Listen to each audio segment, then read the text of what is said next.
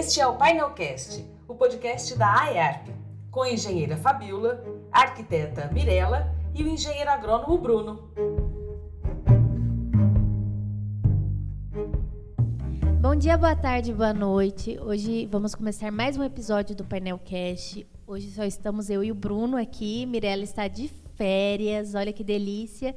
E hoje o entrevistado é o Fábio Henrique Simão Freitas. Ele vai falar hoje com a gente sobre direito urbanístico. Olá, Fábio, tudo bom? Apresenta um pouco do seu currículo, explica pra gente o que é o direito urbanístico. Bom dia, boa tarde, boa noite aos nossos ouvintes. Agradeço à AEARP pelo convite realizado, sinto muito honrado.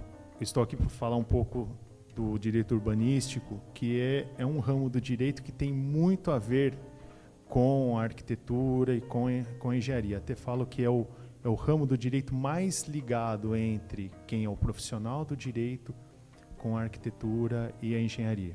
Bom, eu sou formado em Direito pela Universidade Mackenzie de São Paulo, tenho pós-graduação em Direito Imobiliário pela Escola Paulista de Direito, em Direito Público pelo IBMEC e agora terminei minha outra pós-graduação em Direito Urbanístico e Ambiental pela Fundação Escola Superior do Ministério Público do Rio Grande do Sul. Fábio, como o cidadão e como os engenheiros, os arquitetos, né, que são os nossos ouvintes alvos, hoje pode observar no seu dia a dia o direito urbanístico? O mistério do direito urbanístico é o ordenamento urbano. Nós vivemos na cidade, tudo gira na cidade. Para você fazer uma política urbana de sucesso, você tem que ter um planejamento. Para esse planejamento dar certo, você tem que ter um diagnóstico. E quem faz esse diagnóstico urbano, qual é a obra de infraestrutura necessária, o que pode ser feito para melhorar o sistema viário, é o arquiteto e o engenheiro. Eles têm a expertise de fazer essa obra, de calcular, fazer um ordenamento próprio para que a obra que vai beneficiar as pessoas possa sair do papel.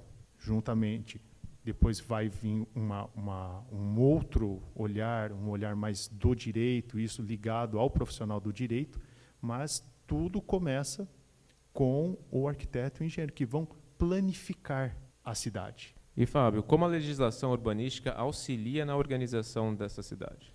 Nossa, tudo. Como o objeto do direito urbanístico é o melhor ordenamento da cidade, você tem que ter uma legislação que se atente aos problemas que existem na cidade. O que é mais interessante nas legislações urbanísticas é que, obrigatoriamente, ela tem que acompanhar a gestão democrática. E o que é isso? Em poucas palavras, audiências públicas e consultas públicas. Então, a população é diretamente chamada para participar da elaboração dessas leis. Sem essa participação, qualquer lei voltada ao direito urbanístico ela é inconstitucional. Isso está na Constituição Federal e, se eu não me engano, é o artigo 2º, 4º, ou inciso 4º, inciso 6º do Estatuto das Cidades. Então, ela impacta profundamente na qualidade de vida dos seus habitantes, ela impacta no ordenamento jurídico, na finança do município. É de um espectro muito grande a legislação urbanística. E ela é necessária. Como eu já tinha falado, nós vivemos na cidade. Como é que ela é elaborada? Existe a necessidade da participação do Poder Civil? Tá. E, Fábio, como é que funciona essa participação do Poder Civil, do engenheiro e arquiteto, para a elaboração, junto com o Poder Judiciário, para a elaboração dessa lei? Então, toda lei tem um caminho a ser seguido. A lei ela pode ser feita por intermédio do Poder Legislativo, pelos vereadores, ou então por uma proposta do Poder Executivo. Na questão do direito urbanístico, tem que ser aberta, consulta e audiência pública. Então, chama-se a população, chama a pessoa que mora em qualquer zona da cidade, não importa o poder aquisitivo que ela tenha, não importa o intelecto que ela tenha, ela é chamada porque vai definir os rumos desta população. Então, é muito importante que o engenheiro, o arquiteto, estejam presentes tanto nas audiências públicas quanto nas consultas, para darem as suas opiniões sobre uma obra, se vai ser proposta uma lei de habitação para interesse social. Tá.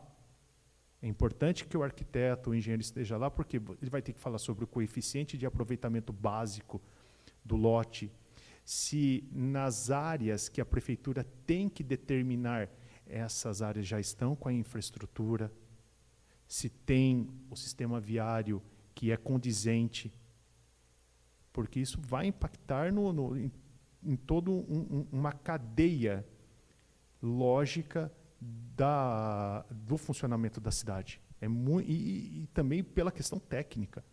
Se a lei pode trazer algum parâmetro técnico, o engenheiro, o arquiteto, tem que estar ciente disso para rebater, ou para concordar, ou para apresentar uma outra proposta muito mais condizente com a realidade da cidade. Sim, é interessante que agora está tendo a mudança da lei de parcelamento e uso do solo, né? E está acontecendo audiências, até então eram virtuais, e eu não sei se já passou para presencial. Mas o que eu observei? Muita gente está julgando que a lei não vai poder sair por causa do fato de ser audiência virtual, que não está dando a possibilidade da população participar tanto, por, às vezes, não ter um poder aquisitivo ou acesso. E isso é possível? Tem quantidade mínima de pessoas da população que tem que estar nessas audiências, além dos técnicos, óbvio, mas tem uma quantidade mínima para a gente conseguir seguir, ou simplesmente apareceu uma pessoa, está ok? Essa é uma boa pergunta. Eu também me debati muito sobre essa questão da audiência virtual. O que acontece é que há uma decisão em caráter liminar do Supremo Tribunal Federal que, na época da pandemia, abriu essa exceção para que audiências do vulto da nova lei de parcelamento, uso e ocupação do solo fosse feito de maneira virtual. Eu não lembro qual foi a cidade que entrou com essa ADIM. Mas tem essa decisão do Supremo, se eu não me engano, a decisão do ministro Alexandre de Moraes. O que eu entendo? Eu entendo que as audiências virtuais, elas não suprem o que é pedido. Que as audiências públicas, elas não têm um número, mas ela tem que ser a maior possível, chamar a maior quantidade de pessoas envolvidas para essa discussão. E nós sabemos que grande parte ainda da população brasileira não tem acesso à internet, não tem acesso aos aplicativos para essas audiências. Eu entendo que deveria ser revisto isso, mas é uma decisão política. E, se for contestado, pode ser que entidades de classe, ou a população e o Ministério Público entrem nessa discussão, propondo uma ação, ou então para que volte a ser colocado tudo com uma audiência pública presencial. Eu entendo que nessa discussão ela está manca. Deveria ser presencial. Concordo contigo pelo fato que você disse no começo. Não tem uma distinção e uma seleção de classe, intelectualidade e capacidade. Quando você faz o virtual, você acaba fazendo essa seleção. Porque fica muito fácil. Como é que eu vou chamar uma pessoa que mora num núcleo urbano informal, que não tem renda, participar de uma audiência pública. Os movimentos sociais também não têm toda essa força para mover uma tela, fazer abaixar o aplicativo e ficar fazendo perguntas. Não, tem que ser levado presencialmente para uma ampla discussão. Mas esse é o meu posicionamento. O que foi levado em conta nas audiências da Lei de Parcelamento e Uso e Ocupação do Solo foi mais um viés político, porque a lei estava demorando para ser discutida. E nós já temos o novo plano diretor de Ribeirão Preto, e a Lei de Parcelamento é a lei mais importante depois do plano diretor. E estava antiga essa lei, né? Estava precisando ser revista. A lei atual aqui de Ribeirão Preto, a 2157, ela teve uma reforma dela, que foi a lei 2505, só que ela foi julgada inconstitucional pelo Tribunal de Justiça. Por isso, houve o efeito repristinatório dela, ela voltou a viger, mas ela precisa ser revista mesmo, porque, na minha modesta opinião, não é uma lei boa para você fazer uma implantação de parcelamento do solo na cidade. Sim, é engraçado. A 2157 é uma lei de 2017? 2007. 2007. A cidade cresceu quanto desde 2007? E estamos usando parâmetros definidos por 2007 ainda. Então, eu acho que também foi um dos motivos que seguiu essas audiências virtuais, porque precisa mudar um pouco essa lei, precisa ter alterações. Que precisa mesmo. Mas, voltando à pergunta, as audiências deveriam ser mais amplas. E, Fábio, qual a diferença entre direito urbanístico, direito de ordenamento do território e direito ambiental? Bom, não existe diferença. O que cuida do direito urbanístico é o ordenamento da cidade. Uma política pública para você fazer uma cidade justa, digna, social, que atenda as quatro necessidades que são colocadas pela Carta de Atenas para uma boa qualidade de vida do ser humano: habitação, transporte, lazer e mobilidade. E o direito urbanístico, ele é primo irmão do direito ambiental, porque você tem que ter uma cidade sustentável. Então, tem que sempre colocar o direito ambiental do lado do direito urbanístico para fazer esse ordenamento correto, estabelecer uma política pública social mínima para a população. E você tem que respeitar os parâmetros urbanísticos, os princípios do direito ambiental, que são correlacionados com os princípios do direito urbanístico, mas são ramos independentes do direito público. É interessante, porque também está acontecendo a mudança do Código do Meio Ambiente.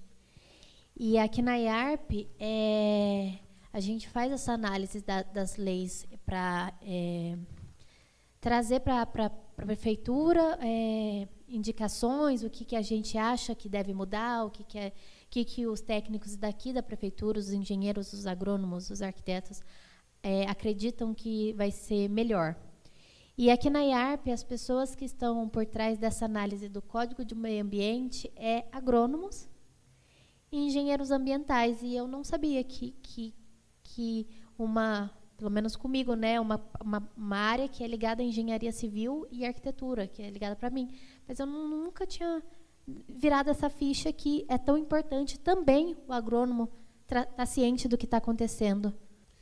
Você tem vamos supor, você tem uma área, um imóvel, que seja um imóvel público, e eu vou querer fazer uma escola, o poder público quer fazer uma escola lá, só que tem um APP. Olha a relação.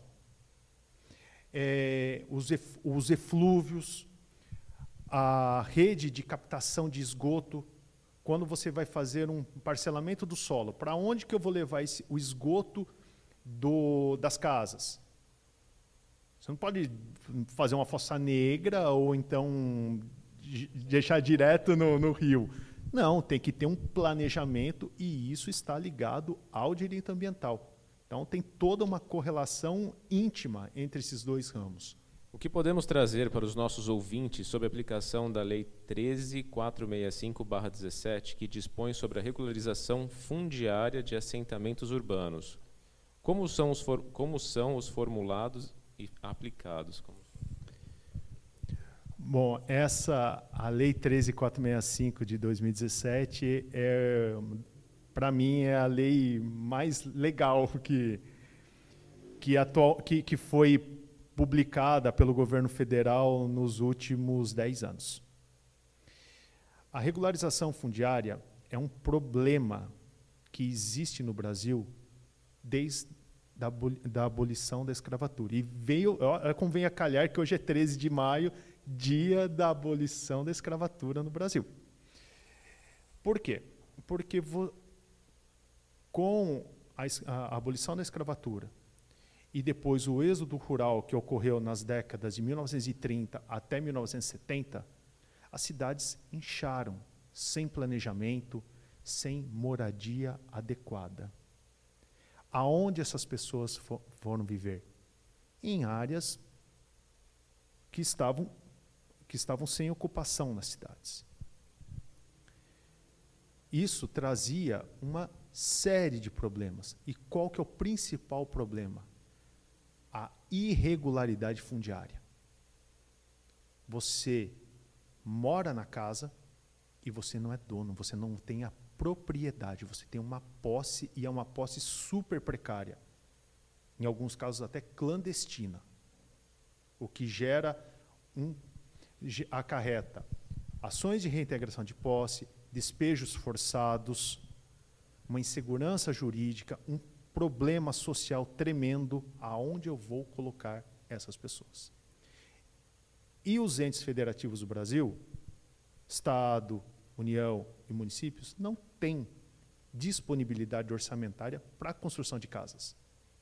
Não tem. A administração pública brasileira, ela é devedora.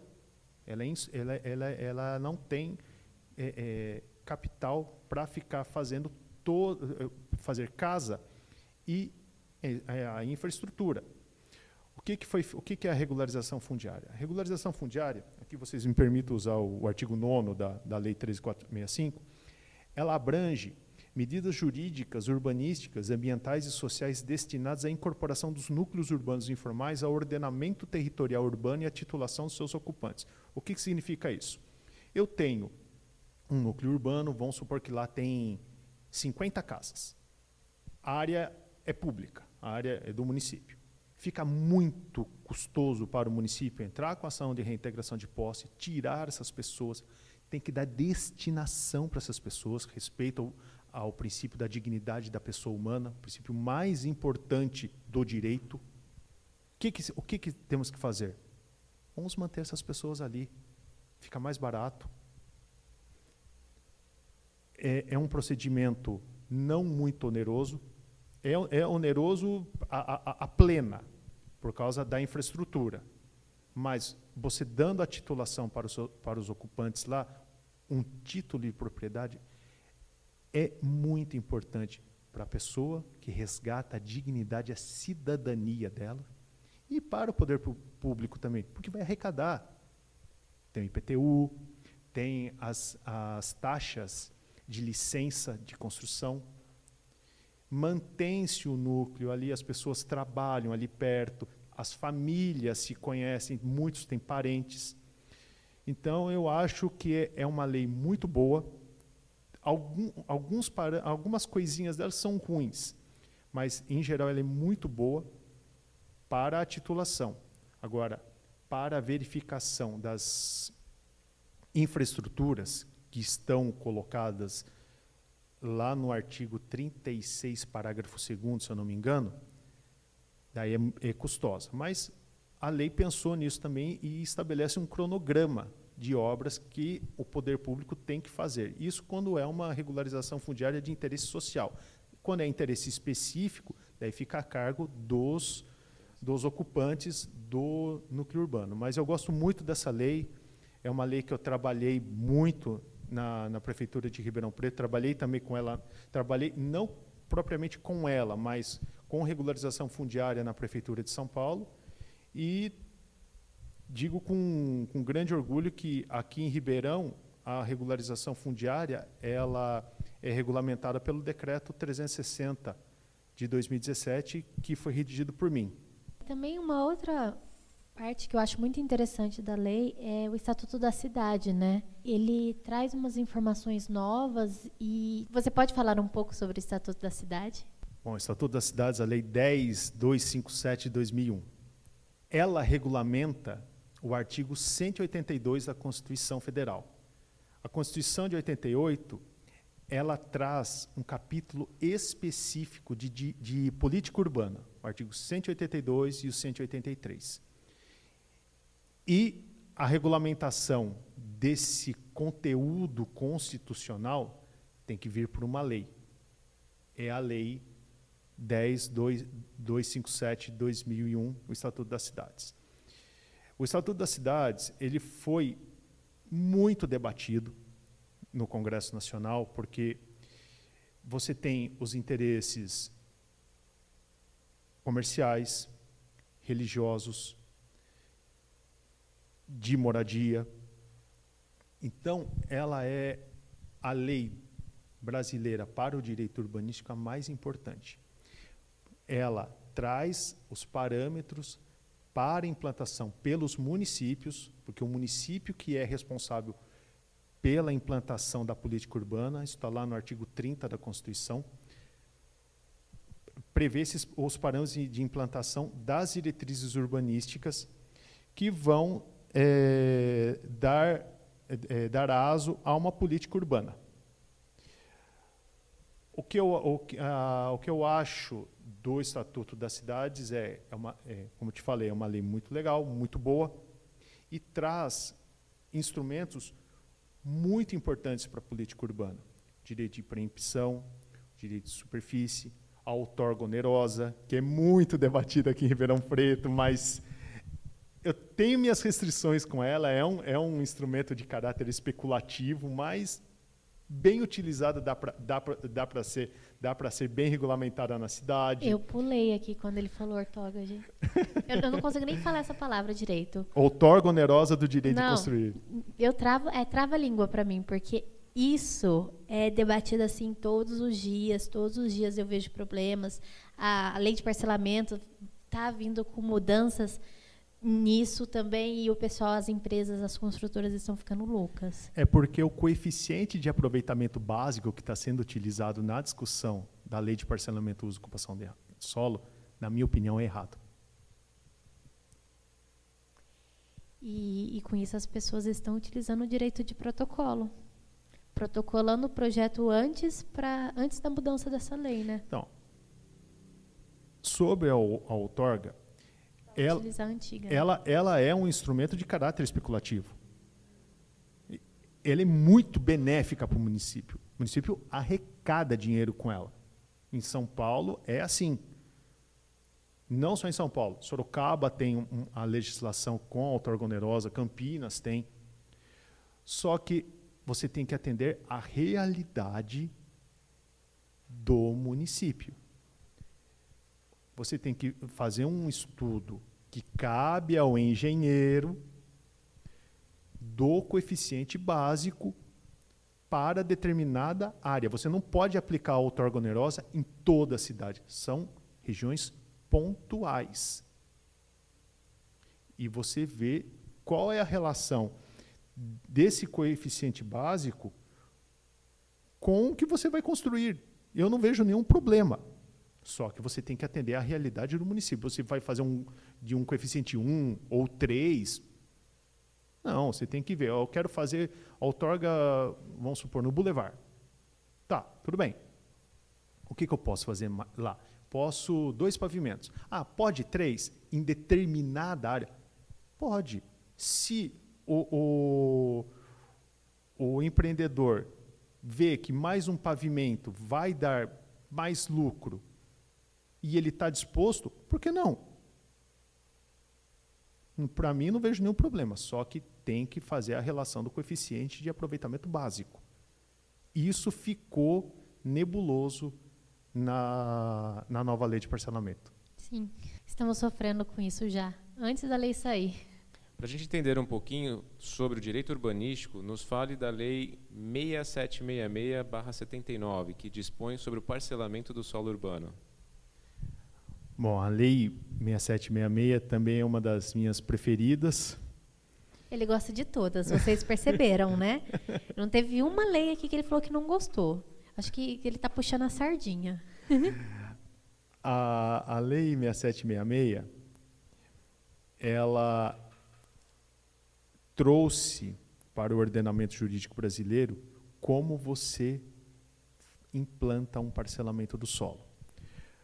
Parcelamento do solo existe no Brasil desde antes.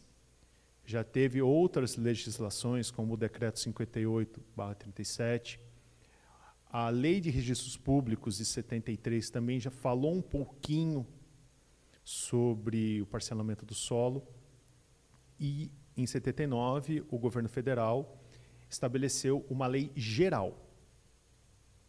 Porque, como eu falei, quem fica responsável pelo ordenamento, o ordenamento urbano da cidade é o próprio município por lei específica. Então, a Lei 6766 ela traz parâmetros que devem ser seguidos pelo município, mas o município pode colocar outras normativas que melhor lhe aprouver para o ordenamento urbano. É uma lei que foi revista recentemente, até pela 13465, que introduziu alguns falam que é uma nova modalidade de parcelamento. Eu não concordo, que é o condomínio de lotes, um instrumento super legal. Existe? Ele não existe condomínio de lotes. Existe? Existe? Existe. Artigo 1381-A do Código Civil. Foi introduzido pela Lei 13465. Cadê o pessoal para brigar comigo? É uma lei que traz esses parâmetros para você fazer um loteamento, um desmembramento, que são as formas de parcelamento do solo. Estabelece os prazos, estabelece as infraestruturas que devem ter no parcelamento, estabelece quais são as contrapartidas que o poder público pode exigir do empreendedor. É uma lei que traz bastante benefícios para o parcelador, para o empreendedor e para o poder público também. E por que aqui em condomínio, aqui em Ribeirão temos casos polêmicos entre condomínios de lotes que a prefeitura não está autorizando? Olha, porque pode ter loteamentos fechados, condomínios de lote não por causa das matrículas. não, então estamos falando de duas coisas diferentes. Não existe loteamento fechado. Por quê? Porque loteamento pressupõe via pública. Quando você fecha um loteamento, você tá fazendo um crime que está previsto na Lei 6766. Então, o que a Lei 13465 também trouxe de inovação? Que é o loteamento de acesso controlado. Porque lá no loteamento você tem que ter a área institucional e a área verde. Na maioria das vezes, são áreas públicas. As vias são públicas. Então, você não pode restringir o acesso de todos. É diferente do condomínio. No condomínio, as vias são particulares. Todos têm cotas, todos os condôminos têm cotas partes, tanto da sua unidade habitacional, da sua unidade imobiliária, como frações ideais da rua. São áreas comuns. Então, essa é a diferença do loteamento para o condomínio. No loteamento, as vias são públicas e você não pode restringir o acesso de ninguém, mas você pode fazer o controle de acesso. O espírito da lei veio para isso. Tem loteamentos fechados, mas você não pode fechá-los. Então, ela supre esse problema que ocorreu aqui no Brasil. E aqui em Ribeirão? Eu fico com uma dúvida, porque aqui em Ribeirão eu tenho acompanhado, pelo menos a chácara, até hoje não conseguiu virar condomínio fechado. Mas ela nem pode ser condomínio fechado. Então, mas os moradores de lá batem o pé que é condomínio. Então, essa informação que falta, assim, para a gente saber qual que é o motivo, o que a gente pode fazer, o que não pode ser feito. Fabiola, o que ocorre em algumas situações é que o parcelamento do solo foi feito da maneira que não deveria ter sido feito. Nesse caso específico, eu tive acesso ao caso. O que ocorreu foram desmembramentos sucessivos. E depois foi havendo o fechamento, entre aspas, deste parcelamento do solo. Mas lá dentro, as vias são públicas e tem área institucional lá dentro. Como é que eu vou fazer? Como é que eu vou transformar isso num condomínio? Dá para fazer? Dá. Dá para transformar. Tem que fazer doações, não tem? Tem que comprar a área. É o justo. É o justo. Eu quero transformar no condomínio. Quero tudo fechado. As vias são públicas. A prefeitura tem que fazer um levantamento de quanto custa a área institucional. E, quer transformar em condomínio? Beleza. A primeira coisa que você tem que fazer é transformar isso em via particular. Compra. E depois vai ter um outro problema lá no cartório de registro de imóveis. Por quê? Especificamente na... Fábio, eu queria te perguntar, o direito urbanístico na relação com o arquiteto e engenheiro, como trabalhar junto para conseguir um aprovamento de projetos de uma forma mais simplificada e acelerada? O arquiteto e engenheiro, ele deve conhecer um pouco de legislação também. Não é o assunto principal dele, mas ele deve conhecer um pouco e também tem que ter uma noção do impacto que a aprovação de uma obra, de um parcelamento, de uma incorporação imobiliária vai causar na cidade. É importantíssimo que o arquiteto e o engenheiro tenham essa ferramenta. O que vou impactar? A obra de esgoto, o projeto. Você vai fazer uma regularização fundiária. Você precisa do projeto do arquiteto. O arquiteto que tem aquela visão humana da construção da casa, de dentro da residência. O engenheiro fazer a medição correta do parcelamento do solo, seja ele para aprovação ou irregular, qual que vai ser a obra que tem que ser prevista. Poxa, eu vou ter que fazer um viaduto, caso de um parcelamento só que está sendo feito perto de uma rodovia. Vai impactar no trânsito. Puta, vai ter que fazer um estudo de viabilidade para a construção do viaduto, ou para onde vai o esgoto, para onde a drenagem, meio-fio, qual o pavimento correto, que você não pode fazer asfalto em qualquer lugar, você tem que qual a camada de asfalto certa, errada. Tudo o direito urbanístico é a união do direito com a arquitetura e com a engenharia. Esses três profissionais devem atuar juntos, único, sempre prevendo os riscos, as benesses e também os impactos que vão causar no cotidiano das pessoas.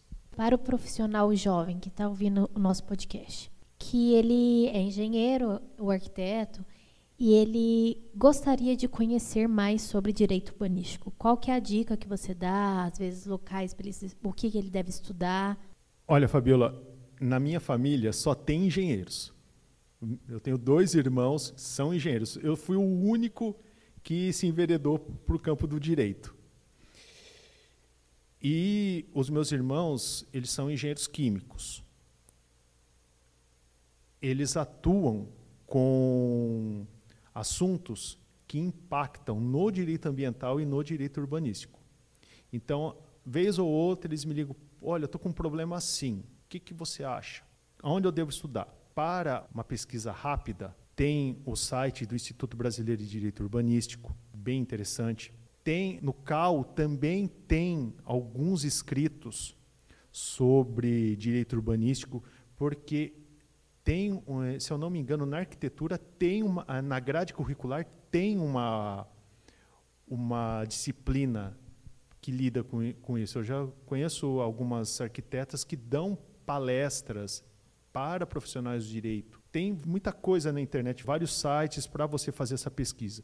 Para o arquiteto é mais fácil. Para o engenheiro civil, o agrônomo, o químico, eu aconselho ir no site do Instituto Brasileiro de Direito Urbanístico. Tem o site do IBRADIM também, o Instituto Brasileiro de Direito Imobiliário, muito interessante. E, na dúvida, pergunta para o advogado. Teve alguma dúvida? Pergunta para o advogado especialista, que não é uma área que todo profissional de direito domina.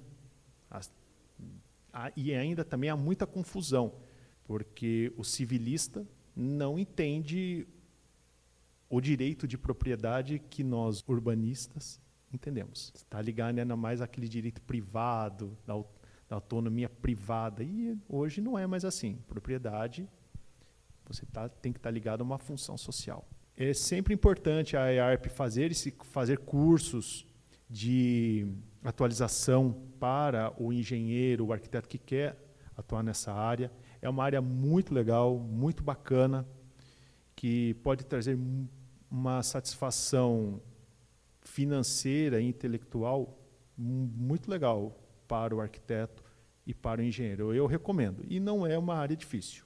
É uma área bacana, é uma área gostosa de estudar. Fábio, muito obrigada. Obrigado por dispor o seu tempo, por vir aqui ensinar a gente. Obrigado, Fábio. Obrigado por disponibilizar seu conhecimento. Se você quiser deixar o seu contato, afinal de contas, se alguém precisar de uma explicação melhor, de uma solução de algum problema, acredito que você esteja à disposição de todo profissional. Eu agradeço a IARP, agradeço o convite feito pela Fabiola. Fiquei muito honrado de estar aqui batendo esse papo. E entra no meu site, www.urbanup.com.br. Lá tem as minhas áreas de atuação, tem um blog para você fazer perguntas, discussões, eu estou lá sempre respondendo. Também tem o meu Instagram, @urbanupurbanismo. Deixa seu comentário lá, que eu posso responder e tentar colocá-lo a par do direito urbanístico. Agradeço a todos, muito obrigado. Tá aí o episódio. Os créditos estão na descrição. Antes de desligar, ative as notificações para saber sempre que tiver um painelcast novo no ar. E avalie a gente no seu tocador. Se você é engenheiro, arquiteto ou agrônomo, associe-se à IARP. Vem fazer parte da nossa turma. E siga a gente no Instagram, @painelcast. É isso. Tchau!